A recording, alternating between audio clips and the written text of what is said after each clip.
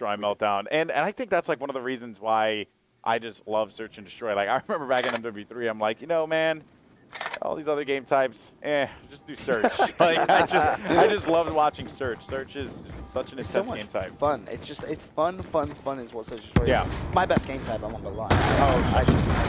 But here we go. We have CTF now, and of course, Apathy, AP. We just want to clarify that real quick, and just love seeing Apathy, of course, getting back over here and competing once again. It's always a pleasure. But it's actually turned out to be a pretty slow game of CTF between these two teams. No one really getting the advantage just now, Ben. No, both teams just testing the waters a little bit. They don't want to do anything too reckless, but AP is going to pick up Moho, and that's going to open up this whole left side of the map. And you can see just a quick push from those orange arrows on your minimap, trying to set up on this three-star spawn trap. AP doesn't really want to push there because Complex with the AR, he's doing work on those spawns. Finally, Looney does shut him down, so AP is going to have to turn around once again. Both flags still at base though, but the important thing to note here, Golden Boy, is Denial, they have that map. Well, they still do. They still do. So they're pushing up aggressively on blue, and that's what I like to see. I like to see teams pushing up on blue and not allowing the other team to get any kind of opportunity to spawn over there, because that will be the way that you're going to pull that flag. You're going to take your flag right through there. That's like your main point of interest. And this is why people say, like, you know, this side where FeaR is playing from is like, quote unquote, the bad side. Yeah. But I kind of don't agree with that, because we've seen so many times where players just do so much better on the opposite side versus, you know, what we've been told before. So in all honesty, I just feel like it all comes down to positioning, how you play it. And if you do manage to get that spawn trap, though, yes, it can be very, very deadly. And that is something FeaR needs to avoid. Look at the way Looney is playing this right now, Golden Boy. He's on a 5 streak, he's close to streaks, but I made this point earlier on. Too many times you see players get close to streaks and they play so passively, they take themselves out of the game and they really make it hard for their team to get that man control. Looking though, he has managed to pick up his health bomb. That's going to be his lightning strike as well. Just managed to switch out to the MSMC before he ran out of bullets, and now he has those streaks. I expect to see Looney be a lot more aggressive. Destroyed in front of his base.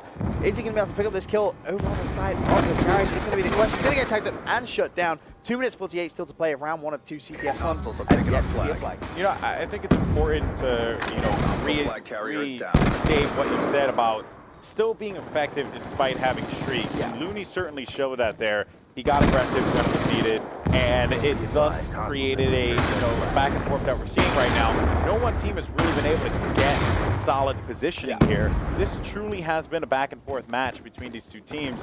Let's see what Fatalize is going to do, because off the spawn, it seems like he's anticipating this push to happen, probably from the garage, which is what you would usually expect here. And then you can see Looney pushing in. He actually is going to get taken out by Fatal. Fatal is going to play this one slow again. The flag, I think, was pulled at one point, but ended up getting taken out right away.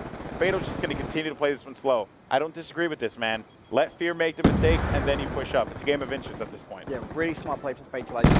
Rotate straight back towards his own flag. Rod's not going to break anything, but he's going to get challenged on the flag. Flag will be pulled. It's going to be Pac-Man pulling it straight towards Garage. There's going to be one person to his right-hand side. He's going to get the kill. That was Complex. Easy return. 1 minute 44. And still plenty of time in this first side to see a couple of flags. Moho manages to destroy Complex on that right-hand side. And once again, rotates back towards his own flag. He knows how important it is to make sure his own flag is clear before he even starts pushing towards that denial flag. Yeah, and what we're seeing here is these two teams kind of just like playing cautious, yet knowing when to be aggressive. And that is what it takes at this level of play. You need to read your opponents. Like, for example, that pull that Pac-Man made. He had that thought that, you know what, Fatalize isn't going to be expecting me to creep around this corner here. And my teammate called that he is still there. So you have to think like, okay, maybe he's going to be reloading, you know, and that's exactly what we did. Took advantage of the situation. And just as I said that, Moho has a flag halfway across the map. No one's going to be in a position to make this stop happen. Wheats is on a 5-kill streak here. This is going to be a flag cap for FeaR.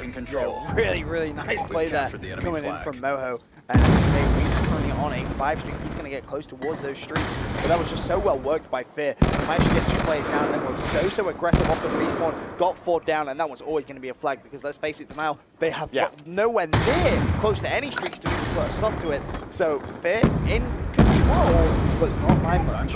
Yeah, but I do think Wheats is going to be the difference maker here. If he can pick up a kill, or even, you know, I think get an assist would be enough at this point.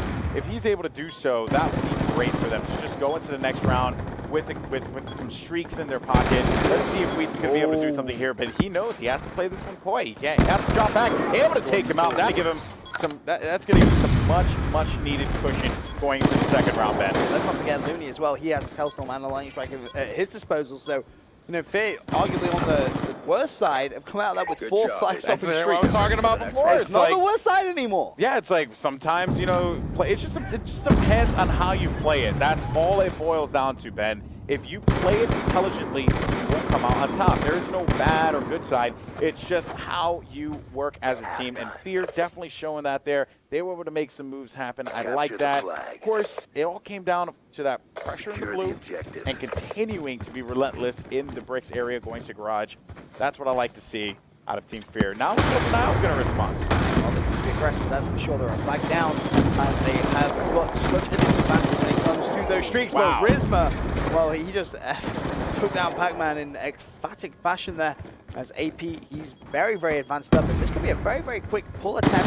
He's going to rotate around, managed to pick up the kill on Moho. Now could potentially think about trying to go for that flagpole, but as you can see on that minimap, Looney is going to be on the back of that fountain, but Pac-Man's actually going to kill Looney. Now AP, he needs to push now. This is the moment that if he pushes, could potentially get this flag away. Well, you know, look for that player that's going to be hanging out back by the flag, though, and there's actually going to be a player on the flank, too. So this could open up something lovely for FeaR if they're able to play this one. But Denial, I'm loving the patience here. They're waiting for their... Apathy's waiting for his teammates to just get into a position.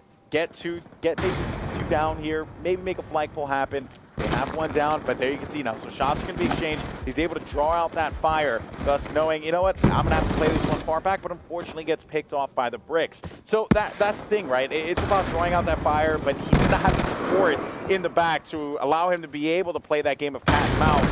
That ends up pausing there. Great shot by Complex.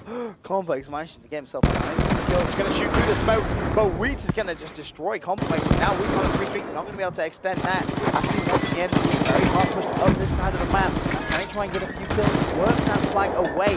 That is the question, because time is ticking away. They are a flag behind Golden Boy. They just need to be a little bit more aggressive now. That's very true, Spencer. I mean, obviously, you know, wow. Hey, Apathy just turned around and was just like, here, hold this. And then he fell down in other shock. But yeah, so Apathy is going to get taken out here. You can see now starting to make some moves as Complex is going to go for the flag, but he's going to get picked off. Fatalized, last person left alive. He is going to be able to pick off one. That was going to be Pac-Man with the flag in hand, making his way over to the brick side. But you know what? Here comes that Hellstorm. That's going to be able to not take out anyone. Wow. The player does use the bricks for that coverage, and the flag is still going to be on the look for Looney for that stop, but he is going to get dropped as well. And I want you to highlight that player there on the minimap, Benson, so everyone can see. We're not going to go ahead and spoil it for everyone in the audience. We're going to just bring this one. Actually, come on a second. Here comes the Hellstorm. They actually got this. They got this return. Yeah, Pac-Man should be able to FeaR get that responded. return. This is really nice play. It's going to come down to a little bit of a tricky play. Pac-Man's going to get that return. 2 flags to 0 in favor of FeaR now. If they lost track of their flag. It was very nicely worked by FeaR. They managed to just control the map so very well. Pac-Man, unfortunately, is going to get taken down, but Denial now backs against the wall. In the current series score, he's actually tied at one map apiece. So this is crucial. Honestly, the way that this is all panning out, Ben, FeaR can take this. I mean, the way the game's flowing, it's we said it in the first round, it's a game of inches. It's playing so slow that they honestly, they could continue to control the pace of the game. Yep. Denial needs to get aggressive. FeaR is just not allowing them to, thus wasting more time. Every time Denial thinks they're going to have a push, they're going to have a, you know, something working out for them. It just doesn't work out in their favor. Look right here, Rizma's going to go ahead and pull the flag. Wait a minute. Oh, never mind.